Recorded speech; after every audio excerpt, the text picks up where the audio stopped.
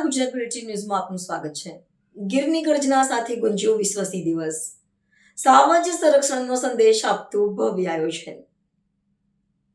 ગીર નહીં દેખા તો ગુજરાત નહીં દેખા અને સાવજ નહીં દેખા તો સૌરાષ્ટ્ર નહીં દેખા।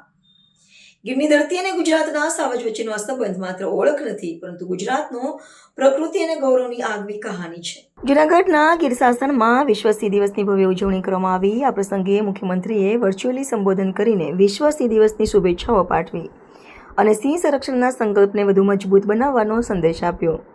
દર વર્ષે 10 ઓગસ્ટે વિશ્વ સિંહ દિવસની ઉજવણી કરવામાં આવે છે। વિશ્વમાં જંગલી એશિયાઈ સિંહોનું એકમાત્ર નિવાસસ્થાન ધરાવતું ગીર ગુજરાતની આગવી ઓળખ અને ગૌરવનું પ્રતીક છે। વિશ્વ સિંહ દિવસ નિમિત્તે રાજ્યના વિવિધ વિસ્તારો સહિત 11 જિલ્લાઓમાં સિંહ સંરક્ષણ, જનજાગૃતિ અને માનવ વન્યજીવ સહઅસ્તિત્વનો સંદેશ પહોંચાડવામાં આવ્યો। ગીર શાસન ખાતે યોજાયેલી ઉજવણીમાં વિદ્યાર્થીઓની ભવ્ય મહારેલી યોજાઈ હતી। સાથે જ વિદ્યાર્થીઓએ સિંહ અને તેના સંરક્ષણ અંગે વક્તવ્યો આપી લોકોમાં જાગૃતિ ફેલાવવાનો પ્રયાસ કર્યો।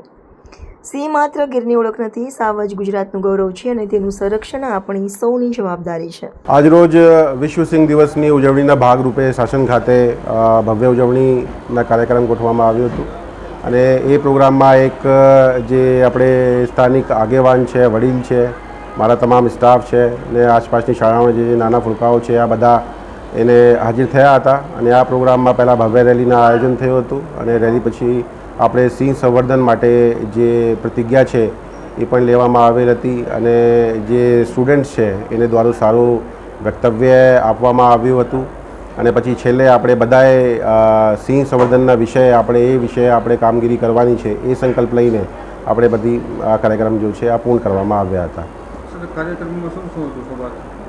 કાર્યક્રમમાં સૌથી પહેલાં આપણે રેલી યોજવામાં આવી હતી। રેલી પછી આપણે જે વિદ્યાર્થીઓ છે એને શું વિચારવાનું છે સિંહ વિશે, આ શું વિચારતા હોય છે, એને શું વિચાર છે એ પણ સાંભળવામાં આવ્યું હતું અને એના પછી જે શાળાઓના જે શિક્ષક છે એને દ્વારા પણ વક્તવ્ય આપવામાં આવ્યા હતા। સાથે સાથે આપણે વર્ચ્યુઅલી જે સીએમ સાહેબ હતા એ આપણે સાથે યોજાવ્યા હતા, એને પણ આપણે વિભાગને અને લોકોને માર્ગદર્શન પૂરા પાડવામાં આવ્યું હતું અને પછી આપણે બધાને દ્વારા પ્રતિજ્ઞા લેવામાં આવી હતી।